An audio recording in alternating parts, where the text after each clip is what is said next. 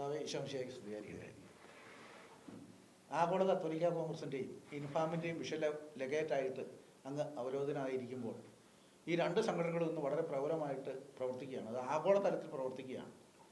അപ്പോൾ തീർച്ചയായിട്ടും പിതാവിന് ഇവിടെയുള്ള സമുദായ അംഗങ്ങളെയും കർഷകരെയും ഒക്കെ കൂടുതൽ അറിയുകയും അവരുടെ പ്രശ്നങ്ങളെക്കുറിച്ചൊക്കെ മനസ്സിലാക്കാനും സാധിക്കുന്നുണ്ട്.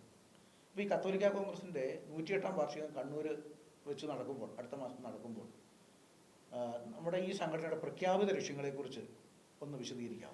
കത്തോലിക്ക കോൺഗ്രസ് ജന്മം കൊണ്ടിട്ട് 108 വർഷങ്ങൾ പിന്നിടുകയാണ്. സ്വാതന്ത്ര്യ കാലഘട്ടത്തിന് 1947 മുൻപ് ഈ സംഘടന വളരെ ശക്തമായിട്ട് പ്രവർത്തിച്ചത് നമുക്ക് കാണാൻ സാധിക്കും.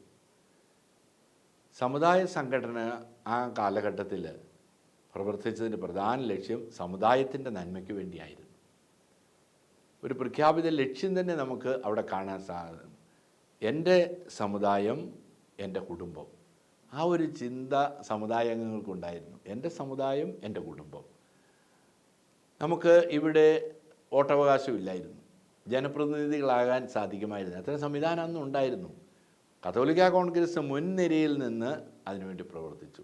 സർക്കാർ ഉദ്യോഗം ഒരു വിഭാഗത്തിന് മാത്രം റിസർവ് ചെയ്തതായിരുന്നു.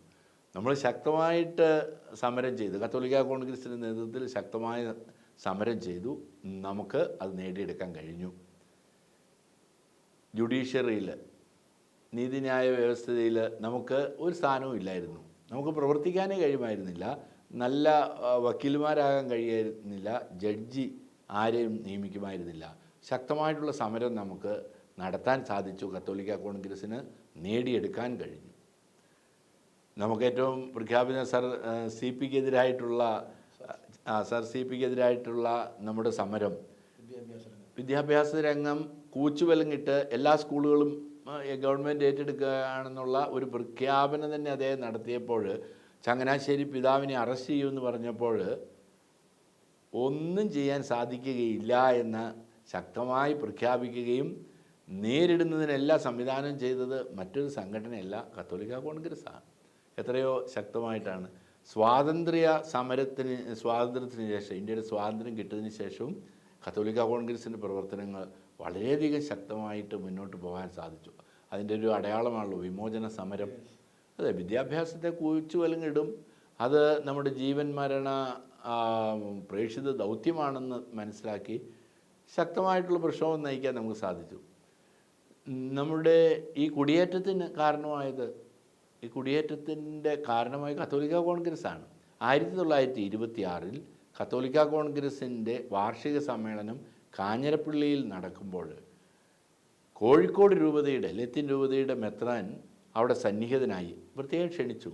അദ്ദേഹം പറഞ്ഞു, മലബാറിൽ സ്ഥലം കിട്ടാനുണ്ട്, സാധ്യതകളുണ്ട്, നിങ്ങൾക്ക് വരാം. ഒരു നൂറ്റാണ്ടിൻ്റെ അത്ഭുതകരമായ ചരിത്രമല്ലേ നമുക്കുള്ളത്. അതിന് നിദാനമായത്, ദൈവം പ്രയോജനപ്പെടുത്തിയത് മറ്റാരെയുമല്ല, കത്തോലിക്ക കോൺഗ്രസ് എന്ന സമുദായ സംഘടനയാണ്. അങ്ങനെ സമുദായ സംഘടന എല്ലാ മേഖലകളിലും സമുദായത്തിന് വേണ്ടി നിലനിൽക്കുകയല്ലേ. ഈ കാലഘട്ടത്തിൽ 80-20 പ്രശ്നങ്ങൾ കടന്നു വന്നപ്പോൾ, നമുക്ക് ന്യൂനപക്ഷങ്ങളുടെ അവകാശങ്ങളെ ഹനിക്കുമെന്ന് കണ്ടപ്പോൾ, മറ്റേതെല്ലാം മേഖലകളിലാണ് സമുദായ സംഘടന, ഒരു പ്രത്യേക ആക്ട് നമുക്കെതിരെ വരുമെന്ന് കണ്ടപ്പോൾ എല്ലാം നമുക്ക് സംഘടന ശക്തമായി മുൻപിൽ നിന്ന് പ്രവർത്തിക്കാൻ സാധിച്ചിട്ടുണ്ട്. അപ്പോൾ കത്തോലിക്ക കോൺഗ്രസ് വഴിയാണ് ഒരു സമുദായ ബോധം ഉണർത്തി ഒറ്റക്കെട്ടായി നിന്നുകൊണ്ട് നമ്മുടെ എല്ലാ ആനുകൂല്യങ്ങളും നേടിയെടുക്കാൻ വേണ്ടി ഈ കഴിഞ്ഞ ഒരു നൂറ്റാണ്ടിലധികം കാലമായിട്ട് പ്രവർത്തിച്ചുകൊണ്ടിരുന്നത്. പിതാവ് പറഞ്ഞ വളരെ പ്രസക്തമായൊരു കാര്യം ഈ കുടിയേറ്റത്തെ സംബന്ധിച്ചാണ്.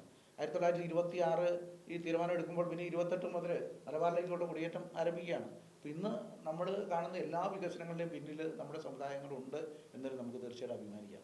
പിതാവ് ഈ കഴിഞ്ഞ 10 വർഷമായിട്ട് അങ്ങ് ഈ കത്തോലിക്ക കോൺഗ്രസിൻ്റെ ബിഷപ്പ് ലെഗേറ്റായിട്ട് നിൽക്കുമ്പോൾ ഇതൊന്നൊരു ആഗോള തലത്തിൽ വളർന്നിരിക്കുകയാണ്. അതിൻ്റെ 1-2 അന്താരാഷ്ട്ര സമ്മേളനങ്ങളൊക്കെ വിവിധ മേഖലകൾ നടത്തുകയായിട്ട് മനസ്സിലാക്കുന്നു. അപ്പോൾ ഈ തരത്തിലേക്ക് നമ്മുടെ ഈ സമുദായം വളർന്നപ്പോൾ അത് ഏതൊക്കെ മേഖലയിലുള്ള പ്രവർത്തനങ്ങളാണ് വിഭാവനം ചെയ്യുന്നത്? നമുക്ക് സമുദായ അംഗങ്ങളെല്ലാവരും ഒരു ഏക മനസ്സോടുകൂടി ഒറ്റക്കെട്ടാണ്. ഞങ്ങൾ ഒരു സമുദായം എന്ന ചിന്ത ഓരോ വ്യക്തിയിലും ഉണ്ടാകണം. ഇന്ന് നമ്മൾ 50 രാഷ്ട്രങ്ങളിൽ അതിലധികം രാഷ്ട്രങ്ങളിൽ ശുശ്രൂഷ ചെയ്യുന്നുണ്ട്. വളരെ ശ്രേഷ്ഠമായ ശുശ്രൂഷകളാണ് നാം നൽകിക്കൊണ്ടിരിക്കുന്നത്. വളരെ ഉന്നതമായ സ്ഥാനങ്ങളിലെത്തിയ വ്യക്തികളാണ് നമ്മുടെ സമുദായത്തിനുള്ളത്. അവരെല്ലാവരും വിവിധ രാജ്യങ്ങളിൽ ആയിരിക്കുമ്പോൾ ഞങ്ങൾ ഒറ്റക്കെട്ടാണ്, ഒരു സമുദായത്തിലെ അംഗമാണെന്നുള്ള ബോധ്യം അവരിലേക്ക് എത്തിക്കുക എന്ന ഏറ്റവും വലിയൊരു ദൗത്യമാണ്. 2 അന്താരാഷ്ട്ര സമ്മേളനങ്ങൾ, ഒന്ന് ദുബായിലും 2 തായ്ലൻഡിലും നടത്താൻ നമുക്ക് സാധിച്ചു. അടുത്ത സമ്മേളനം നാം റോമിലാണ് പ്ലാൻ ചെയ്തിരിക്കുന്നത്. ഇതുവഴി നാം ലക്ഷ്യം വെക്കുന്നത് ലോകത്തിൻ്റെ ഏത് ഭാഗത്ത് അംഗങ്ങൾ എവിടെയാണെങ്കിലും സമുദായത്തിന് വേണ്ടി നിൽക്കണം, സമുദായ അംഗങ്ങൾക്ക് വേണ്ടി. ആ സമുദായ അംഗങ്ങൾ ചിതറിക്കപ്പെട്ടായിരിക്കുമ്പോൾ അവർക്ക് ജോലിയില്ലായിരിക്കാം, അവരുടെ കുടുംബ സാഹചര്യങ്ങൾ വ്യത്യസ്തമായിരിക്കാം, അവരുടെ കുഞ്ഞുങ്ങളുടെ പഠനത്തിൻ്റെ മേഖലകൾ, അവരുടെ ബിസിനസ് മേഖലകളിൽ നമുക്ക് ഒരുമിച്ച് നിന്നാൽ സമുദായ അംഗങ്ങൾക്ക് വളരാൻ സാധിക്കും. അങ്ങനെയാണല്ലോ സഭാപ്രസംഗം നമ്മെ പഠിപ്പിക്കുന്നത്. ഒരാളേക്കാൾ നല്ലത് 2 പേര് അധ്വാനിക്കുന്നതല്ലേ മെച്ചം. അവർക്ക് കൂടുതൽ ഫലദായകമാകും. ഒരാൾ ക്ഷീണിച്ചാൽ അവരെന്ന് താങ്ങാമല്ലോ. ശത്രുക്കൾ വരുമ്പോൾ ഒറ്റയ്ക്കാണെങ്കിൽ കീഴടങ്ങിപ്പോകും, ഒരുമിച്ച് നിന്നാൽ കീഴടങ്ങിയില്ലല്ലോ. മുപ്പിരിച്ചരട് പൊട്ടിക്കാൻ കഴിയുകയില്ലല്ലോ. സഭാപ്രസംഗൻ്റെ വാക്കുകൾ നമ്മുടെ സമുദായത്തെ സംബന്ധിച്ചിടത്തോളം വളരെ പ്രധാനപ്പെട്ടതാണ്. അതുകൊണ്ട് അന്താരാഷ്ട്ര തലങ്ങളിലേക്ക് ഈ സമുദായ സംഘടന ശക്തിയോടുകൂടി എത്തുമ്പോൾ സമുദായാംഗങ്ങൾ പ്രതീക്ഷയോടെയാണ് ഇതിനെ നോക്കി കാണുന്നത്. അപ്പം സമുദായത്തിന് എവിടെയെങ്കിലും ഒരു കുറവ് വന്നാൽ അത് പരിഹരിക്കപ്പെടാൻ നമുക്ക് സംവിധാനങ്ങളുണ്ട്. എല്ലാവരും കൊണ്ടും കൊടുത്തും ഏകോദര സഹോദരങ്ങൾ പോലെ പോകും എന്നാണ് പിതാവ് ഇതിൽ നിന്ന് അർത്ഥമാക്കിയെന്ന് മനസ്സിലാക്കും. തീർച്ചയായിട്ടും നമുക്ക് ഈ സമുദായ സംഘടന നമ്മുടെ പ്രവർത്തനങ്ങൾ ഏറ്റവും ശക്തമാകുമ്പോൾ അത് നമുക്ക് എത്രയോ ഉപകാരപ്രദമാണ്. ഒരു ഉദാഹരണം, മിഡിൽ ഈസ്റ്റിൽ നമുക്ക് സമുദായ സംഘടന ആരംഭിച്ചിട്ട് വർഷങ്ങളായി. അവർ ഒറ്റക്കെട്ടായിട്ട് നിന്നാണ് പ്രവർത്തിക്കുന്നത്. തൊട്ടടുത്ത ദിവസങ്ങളിൽ മിഡിൽ ഈസ്റ്റിൽ ആ പ്രദേശത്തുള്ള എല്ലാ രാജ്യങ്ങളുടെയും അംഗങ്ങൾ ചേർന്ന് ഒരു വലിയ കോൺഫറൻസ് നടത്തുന്നുണ്ട്. കോവിഡിൻ്റെ പ്രതിസന്ധി ഉണ്ടായപ്പോൾ മിഡിൽ ഈസ്റ്റിലുള്ള കത്തോലിക്ക കോൺഗ്രസ് നമ്മുടെ ആളുകളെ ചാർട്ടേഡ് ഫ്ലൈറ്റിൽ ഇന്ത്യയിൽ എത്തിക്കാൻ സഹായിച്ചു. നമുക്ക് ഇവിടെ ആവശ്യമുണ്ടായിരുന്ന വിവിധ മെഡിക്കൽ ഉപകരണങ്ങൾ ഇവിടെ എത്തിച്ച ആളുകളെ സഹായിച്ചു. അങ്ങനെ എത്തെന്ത് മേഖലകളിൽ അവർക്ക് സഹായിക്കാൻ സാധിക്കുന്നുണ്ട്. നമ്മുടെ സമുദായം ഈ സമൂഹത്തിന് നൽകിയ ഏറ്റവും വലിയ സംഭാവന ഏതെന്ന് ചോദിച്ചാൽ അത് വിദ്യാഭ്യാസ രംഗത്തും ആതുര ശുശ്രൂഷ മേഖലയിലുമാണ്. അത് ആർക്കും വിസ്മരിക്കാൻ കഴിയുന്നൊരു കാര്യമല്ല. പക്ഷേ ഇന്ന് നമ്മുടെ സേവനങ്ങളെയൊക്കെ തമസ്കരിച്ചുകൊണ്ട് വിദ്യാഭ്യാസ ആനുകൂല്യങ്ങളൊക്കെ മനഃപൂർവ്വം നിഷേധിക്കുന്ന ഒരു കാര്യം നമുക്ക് നോക്കിക്കാണാനായിട്ട് സാധിക്കും. അത് പ്രത്യേകിച്ച് പറയുമ്പോൾ ചില സമുദായ അംഗങ്ങളുടെ കാര്യം വരുമ്പോൾ അത് പെട്ടെന്ന് തന്നെ നടത്തി കൊടുക്കുക, അവരുടെ ചില കോടതി വിധികളൊക്കെ അവർക്ക് മാത്രം അനുകൂലമായിട്ട് വ്യാഖ്യാനിക്കുക. ഇങ്ങനെ വരുമ്പോൾ തീർച്ചയായിട്ടും നമ്മളോടൊരു നിഷേധാത്മക നിലപാട് സ്വീകരിക്കുന്നതായിട്ട് പിതാവിന് തോന്നിയിട്ടുണ്ടോ? തീർച്ചയായിട്ടും. വിദ്യാഭ്യാസത്തിന് വേണ്ടി ജീവൻ സമർപ്പിച്ചവരാണ് നമ്മുടെ സമുദായം. നമ്മുടെ മിഷണറിമാർ ഏറ്റവും ആദ്യം കോളേജ് ഉണ്ടാക്കിയത് 1817 കോട്ടയത്ത് ആദ്യത്തെ കോളേജല്ലേ. അത് തുടർന്നുള്ള വിദ്യാഭ്യാസത്തിൻ്റെ മേഖലയിൽ ചാവറ പിതാവ്, പള്ളിയോടൊപ്പം പള്ളിക്കൂടങ്ങൾ, ഉച്ചനീതിത്വം അതില്ലാതാക്കുക, അസമത്വം ഇല്ലാതാക്കുക. ഒരു ക്ലാസ്സിലിരുന്ന് സവർണർക്കും മറ്റെല്ലാവർക്കും ഒരുമിച്ച് പഠിക്കാൻ നമുക്ക് സാധിക്കും. അതിനുള്ള ഒരു സാഹചര്യം നമുക്ക് ഉണ്ടാക്കി.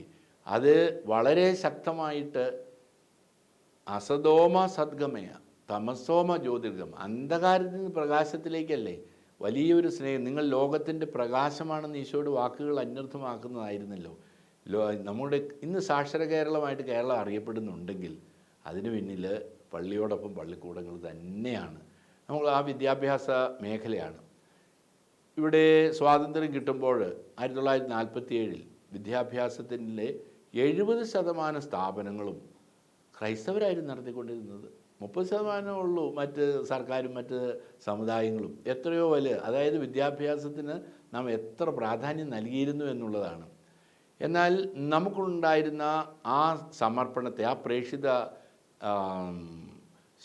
കരുത്തിനെ ഇല്ലാതാക്കാൻ വേണ്ടി വിവിധ രീതിയിൽ ഒളിഞ്ഞും തെളിഞ്ഞും ആക്രമിക്കുകയാണ്. നമ്മുടെ അധ്യാപകർക്ക് ശമ്പളം കൊടുക്കുകയില്ല, തെറ്റായ പ്രത്യയശാസ്ത്രങ്ങൾ പുസ്തകങ്ങളിലേക്ക് കൊണ്ടുവരിക, നമ്മെ ഇകഴ്ത്തുന്ന വൈദികരെയും സമർപ്പിതരെയും ഇകഴ്ത്തുന്ന പ്രോഗ്രാമുകൾ അവർ നടപ്പിൽ വരുത്തുക. ഇങ്ങനെ എങ്ങനെയാണോ ശക്തമായിട്ടുള്ള നമ്മുടെ ഒരു സംവിധാനത്തെ ഇല്ലാതാക്കാൻ കഴിയുക, അത്തരം പ്രതിസന്ധികൾ നാം നേരിടുന്നുണ്ട് എന്നുള്ളത് വാസ്തവം തന്നെയാണ്. പക്ഷേ എങ്ങനെയാണ് ഇതിനെ മറികടക്കാൻ സാധിക്കുക? തീർച്ചയായിട്ടും നമുക്ക് സാധിക്കും. നമുക്ക് ഉണർന്ന് പ്രവർത്തിച്ച് ഒരുമിച്ച് നിന്ന് പ്രവർത്തിച്ചാൽ ആരുടെയും മുമ്പിൽ നമ്മൾ ഒരിക്കലും കീഴടങ്ങിയിട്ടില്ല, ഇനിയും കീഴടങ്ങേണ്ടി വരികയില്ല. ഈ പ്രതിസന്ധിയെയും മറികടക്കാൻ നമുക്ക് കഴിയും. അതായത് നമ്മുടെ കുട്ടികൾക്ക് കിട്ടേണ്ട സബ്സിഡികൾ, സ്കോളർഷിപ്പുകൾ അതൊക്കെ ബോധപൂർവ്വം നിഷേധിക്കുകയാണ്, ഫണ്ട് അനുവദിക്കുന്നില്ല. അതെ അതെ ഇതൊക്കെ അർഹതപ്പെട്ടതാണ്. അങ്ങനെ ഒരു നിഷേധാത്മക നിലപാടുള്ളത് കൊണ്ടാണ് നമ്മുടെ പല മക്കളും ഇന്ന് മറ്റ് ഉന്നത വിദ്യാഭ്യാസത്തിന് വേണ്ടി ചേക്കേറുന്നു നമ്മൾ ചിന്തിക്കേണ്ടി വരും.